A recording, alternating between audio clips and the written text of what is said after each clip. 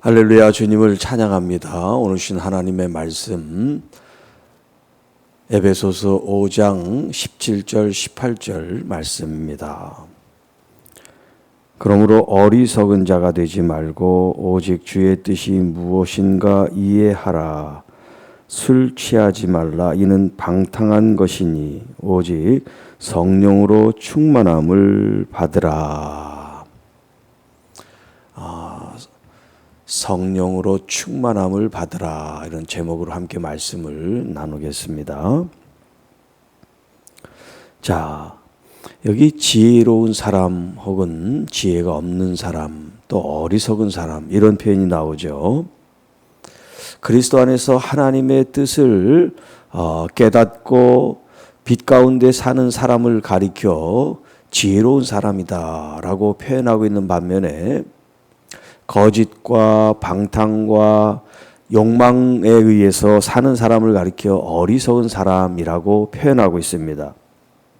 그래서 여기 세월이라는 표현, 어제도 말씀드렸지만 세월을 아껴라, 단순히 시간을 잘 활용해라, 이런 의미를 넘어서 우리에게 주어진 이 시간이 카이로스라고 하는 시간이란 말이죠.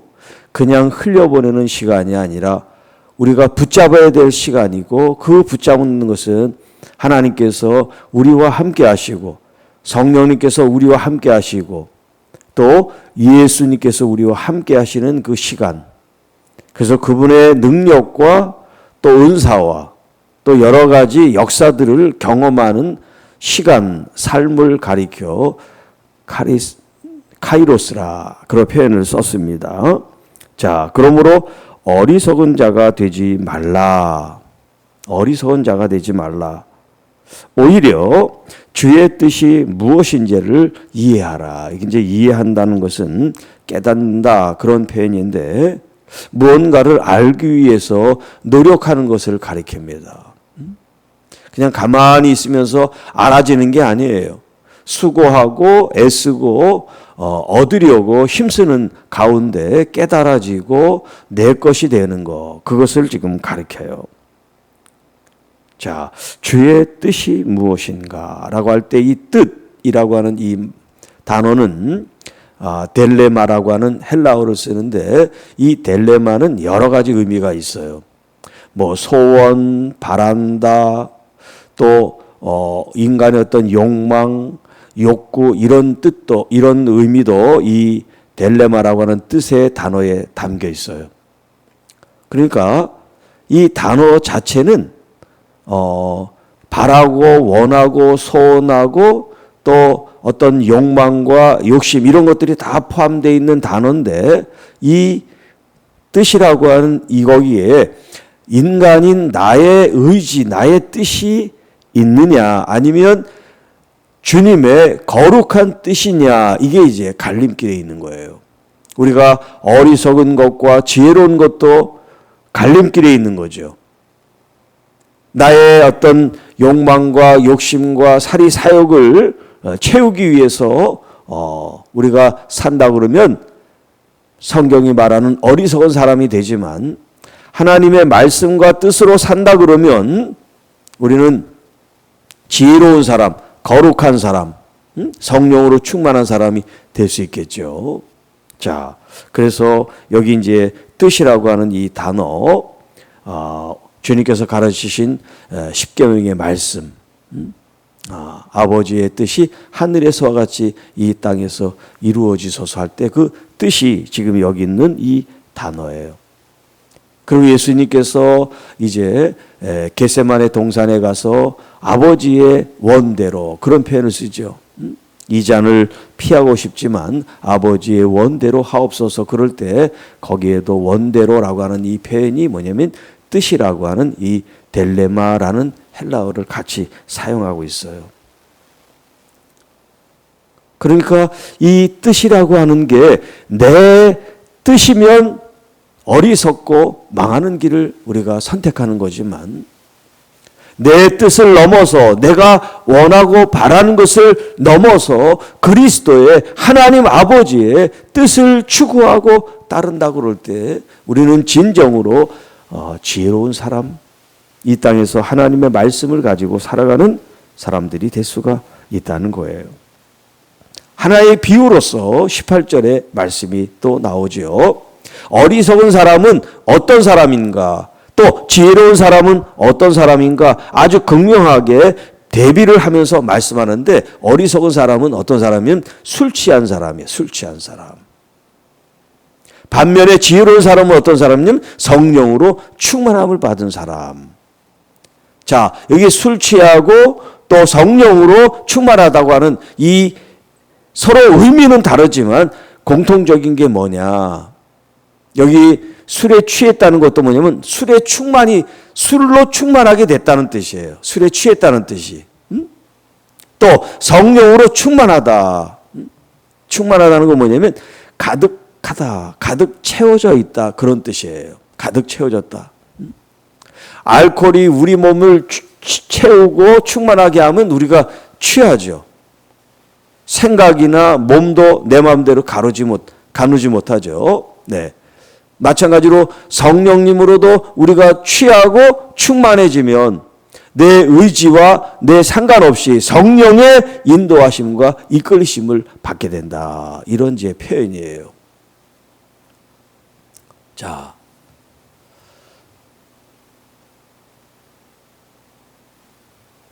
왜 술 취하지 말라고 했느냐? 방탕하기 때문이다. 방탕한다. 우리 탕자의 비유에서 둘째 아들이 자기의 유산 몫을 먼저 받아서 그걸 다 탕진하죠. 거기 보면 허랑방탕했다, 그런 표현이 나와요.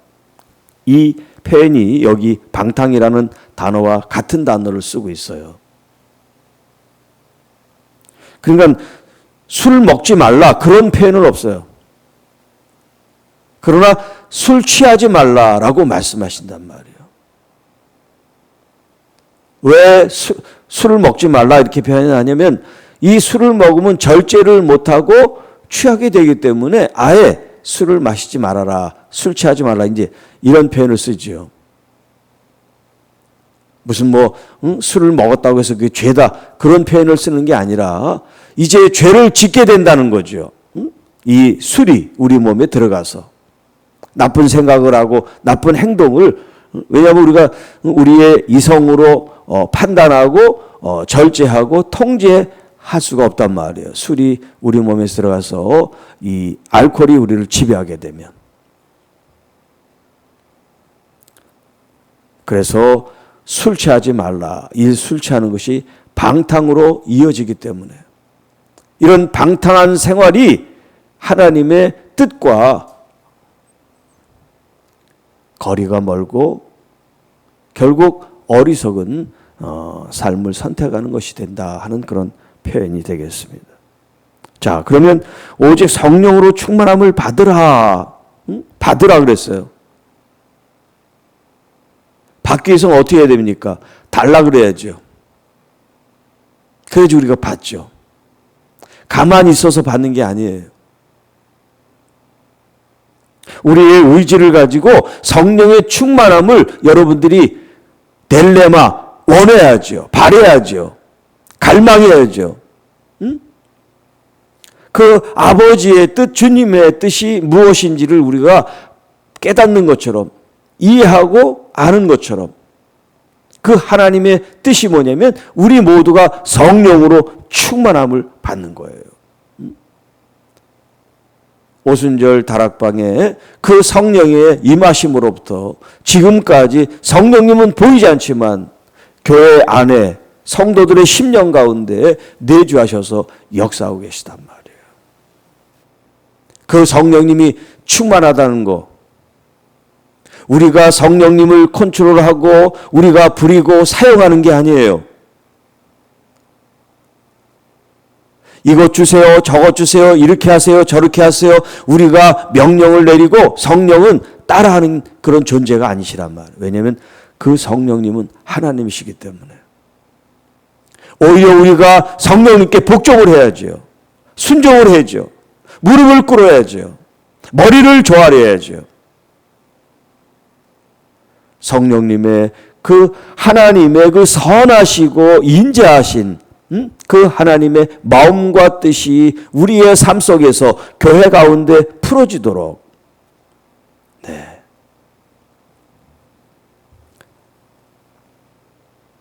내 의지, 내 뜻, 내 생각, 내 계획, 나의 모든 것이 내려놔지는 것. 그리고 거기에 하나님의 뜻과 하나님의 영광과 하나님의 성품과 하나님의 말씀이 충만해지는 것. 그게 바로 성령의 충만함이에요.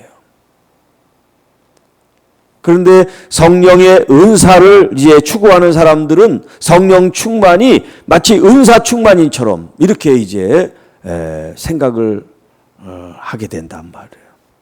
물론 성령님이 충만하면 은사도 활성화가 되지요. 그러나 그것에만 초점을 맞춰서는 안 돼요.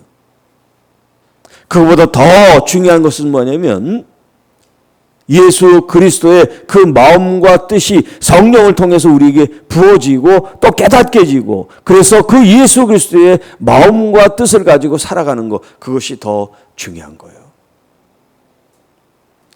은사가 없이 그리스도의 말씀에 충실하게 살아가는 것과 하나님의 말씀은 잘 지키지도 않으면서 은사만 충만한 것, 이건 굉장히 위험한 거예요. 마치 뜻이라고 하는 이 딜레마라는 단어가 누구가 누구의 뜻이냐에 따라 완전히 의미가 달라진단 말이에요. 주님의 뜻일 때는 거룩한 뜻을 추구하지만 욕망과 욕심 있는 사람의 뜻이 된다 그러면 이 딜레마는 파괴적이고 또 타락하게 되고 또 범죄하게 만든단 말이에요. 그 욕망, 그 의지, 그 소망, 그 자체에는 문제가 없는데 누구의 소망이고 누구의 바람이고 누구의 뜻이냐에 따라 이렇게 다르단 말이에요.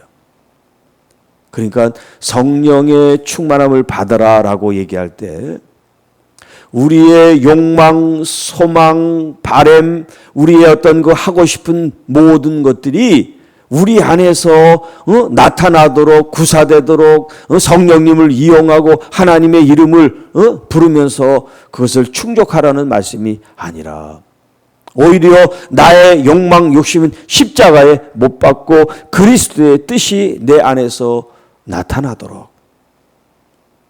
네. 그것이 주의 뜻이 무엇인지를 이해하는 것이고 오직 성령으로 충만함을 받는다는 의미가 되겠습니다. 여러분, 사탄은 우리에게 자꾸 우리의 생각, 우리의 욕망, 욕심을 부리도록 만들어요. 남들도 봐. 다 자기 뜻대로 다 살고, 잘 살고, 또 부여하고, 떵떵거리고, 얼마나 보기 좋아. 자, 이렇게 우리를 자꾸 유혹합니다. 또 그런 생각을 집어넣어요. 그래서 정말 그게 내 생의 목적인 것처럼 사람들이 돈, 물질, 명예, 욕망, 욕심에 치닫게 만든단 말이에요. 지난주에 교회 안에 있는 만몬주의에 대한 제가 말씀을 드렸죠. 돈은 필요하지만 이 돈이 우리를 지배하기 위해서는 안 된다는 거예요. 누가 우리의 삶을 지배하고 충만하게 해야 됩니까? 돈이 아니에요. 명예가 아니에요. 내가 하고 싶은 비전과 꿈이 아니에요. 뭐냐? 하나님의 영이신 성령님, 그리스도의 영이신 성령님이 우리 안에 가득 채워서 그분의 선하고 아름답고 거룩하고 은혜로운 삶을 우리가 살아드릴 때 우리의 필요한 것들을 하나님께서 다 채워주신단 말이에요. 그래서 먼저 그의 나라와 의를 구하라. 그리하면 이 모든 것들을 더하여 주신다라고 표현하고 있죠. 예수님이 오시는 이 대림절 중간, 이제 곧 성탄절이 우리에게 다가옵니다. 성탄절은 그냥 주님이 오셨으니까 기뻐하고 또 크리스마스 시즌이라고 그런 감정에 휩쓸려서 지나가는 그런 때가 아니에요. 여러분, 참 아이러니하게도 이 크리스마스, 이 연말 연시에 두 가지 현상이 두드러지게 나타난다 그래요. 하나는 아이들이 태어나는 일들이 있어요. 이제 그 분위기 가운데 젊은이들에 의해서 아이들이 이제 잉태가 되는 거죠. 임신을 하고. 반면에 이 시즌에 또 어떤 일이 생기면 자살률이 높대요. 어떤 사람들은 즐거워서 아이를 갖는데 어떤 사람은 슬퍼서 목숨을 끊는 그런 아주 아이러니한 때가 바로 지금이라는 거예요. 여러분, 무엇으로 우리의 마음을 달래고 무엇으로 우리의 마음을 채우고 무엇으로 우리의 외로움을 극복하고 또 무엇으로 우리의 질병과 아픔과 상처를 치유하겠습니까? 하나님의 영이신 보혜사 성령님으로 충만함을 통해서 그분이 우리 몸에 있는 질병도 아픔도 상처도 외로움도 치료해 주실 줄로 믿습니다. 이 크리스마스 이 계절에 아기 예수님이 성령 하나님으로 우리에게 임하셔서 세상 것으로 충만하지 않고 하나님의 영 성령으로 충만함을 받는 교회와 성도 여러분들이 되시기를 주님의 이름으로 축복합니다. 기도하겠습니다. 하나님 아버지 감사합니다. 오늘 주신 말씀을 통하여 우리가 어리석은 선택을 해서 우리의 뜻과 생각과 바람과 소원으로 가득 채우는 충만한 사람들이 아니라 하나님으로 그리스도로 그의 영 성령님으로만 충만한 삶을 선택하고 의지하고 믿고 바람으로 성령님이 우리의 삶을 주도하시고 이끄시고 인도하셔서 날마다 거룩하고 은혜롭고 하나님의 진실함 속에 살아가는 하나님의 자녀들이 돼서 우리 주님의 거룩한 나라와 그 의를 위해 힘쓰는 교회와 성도들이 되게 하셔서 주께서 주시는 모든 부요함과 건강과 은혜를 누리고 경험하고 그것을 연약한 사람들, 아픈 사람들, 힘들어하는 사람들에게 흘려보내는 주님의 참된 제자들이 되게 도와주시고